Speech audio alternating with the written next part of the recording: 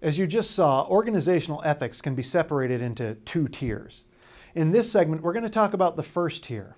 You're going to be introduced to the concept of values and the role they play in our ethical behavior.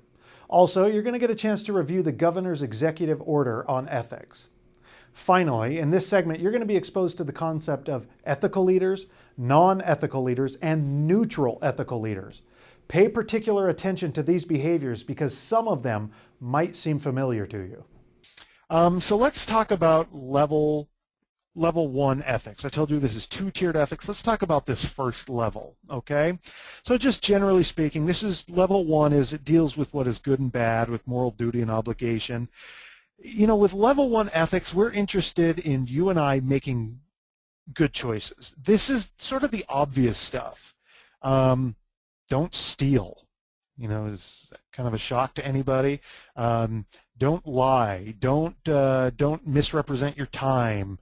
You know, don't embarrass the government or your agency, things like that, right? And we have a number of tools to help us with these sort of more simple level 1 ethics challenges.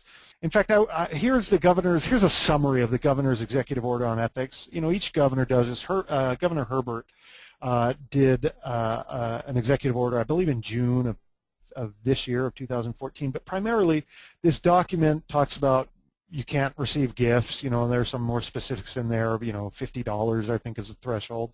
Nepotism, don't hire your nephew, don't hire your son, you know, that kind of a thing.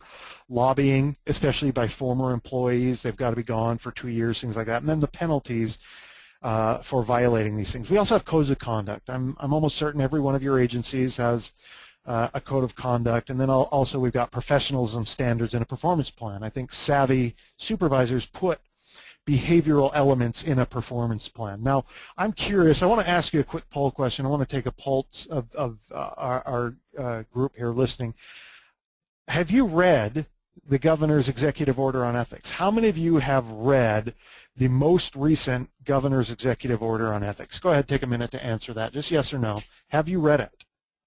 And good, I appreciate people's honesty. 69% say no, they haven't read it. 31, of course, saying yes. And that is not surprising. And in fact, to be honest with you, I hadn't read the new ethics executive order until recently. And that's a problem, okay? This is an important document. I think it's useful for people to know. It is a baseline document saying you absolutely cannot violate these things. But again, ethics, and especially when we get to level 2 ethics, is a little bit deeper than that. These are just sort of the things, some of the tools that we have in place to help us out. I want to talk about one more thing with level 1 ethics, and this will apply to level 2 as well. What you've got here is the Rokiach Value Survey, and anybody who's taken leadership training from me before has seen this, okay? And that is, I want to talk to you about ethics being determined, for lack of a better word, by values. That is to say, if something is seen as unethical by a person or by an organization, it is because some important value was compromised.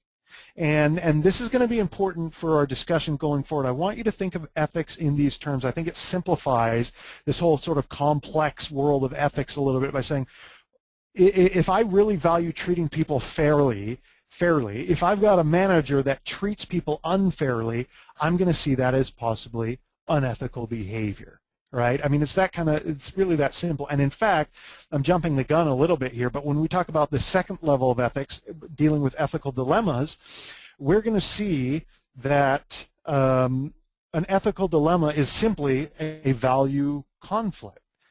That is, there are two values that are both important, and they're conflicting, and I don't know what to do. How do I make that decision? Okay?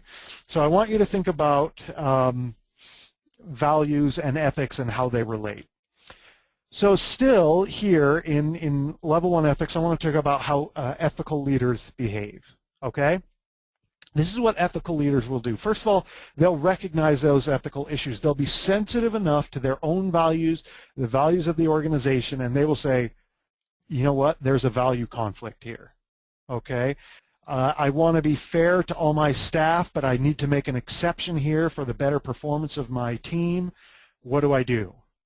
Okay, that they recognize when there are those ethical dilemmas. Then they take the time. They actually say, this is something important I need to deal with. I'm going to take a minute or two or many to sit and think about how I'm going to respond to this.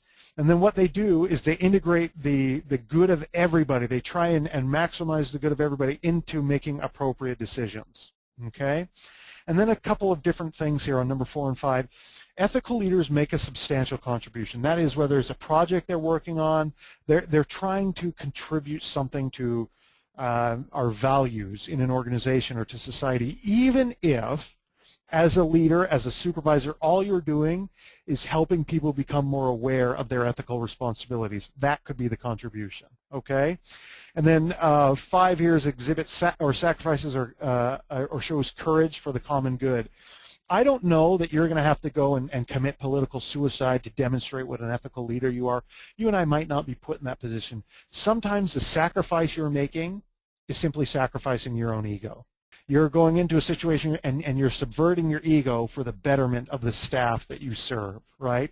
And that becomes really apparent as we look at what unethical leaders do. All very similar things. They use their position for personal benefit. Okay, we can think of some recent elected officials who have done this, right? Or they use their position of power for another group's benefit. They're acting as a go-between for some group that shouldn't be the beneficiary of their power but is getting to be that way. Usually this ends up being illegal behavior. Less severe than that, less news-making than that, and much more common is this third one. They use their position for ego boosting rather than accomplishing the common good. And I'm willing to bet, we could do a poll on this, we're not going to, if I were to ask how many of you have worked for an unethical leader who it seemed like they were using their position simply as for ego boosting rather than for the common good, I think we would have 98% of you say, yeah, I've worked for someone like that before, or I am working for someone like that. To me, that's probably the most common unethical thing at a level 1 ethical discussion that unethical leaders do. But there's another category here, okay? And I, to be honest with you, those of you that are coming to an ethics training, I'm not really concerned about, 1 and 2 ethical violations of using the position for personal benefit or for other group benefit. I'm more concerned that some of us may be sort of neutral ethical leaders, okay? That's how we'll define it, but here's what neutral ethical leaders do. They will ignore ethical issues beyond rule breaking. Now remember what we said at the top. Ethics is more than just, well, is there a rule in place? Well, if they didn't violate a rule, then it's not unethical. No, ethics is deeper than that, right? And so these neutral ethical leaders say, well, there wasn't a rule broken, there wasn't sexual harassment taking place, or there wasn't workplace violence, I'm not going to get involved. They ignore it. That's counterproductive, okay? Or they're oblivious to ethical dilemmas. They're not ethically sensitive or aware enough to say, hey, there's a significant value conflict here, right? Or something that I think is probably pretty common, they don't actively encourage an ethical climate. They don't see it as their responsibilities as a supervisor or manager to say, I'm a leader. I need to help my people see why us being so beyond reproach and being ethical and following our values and being aware of our values is so critical.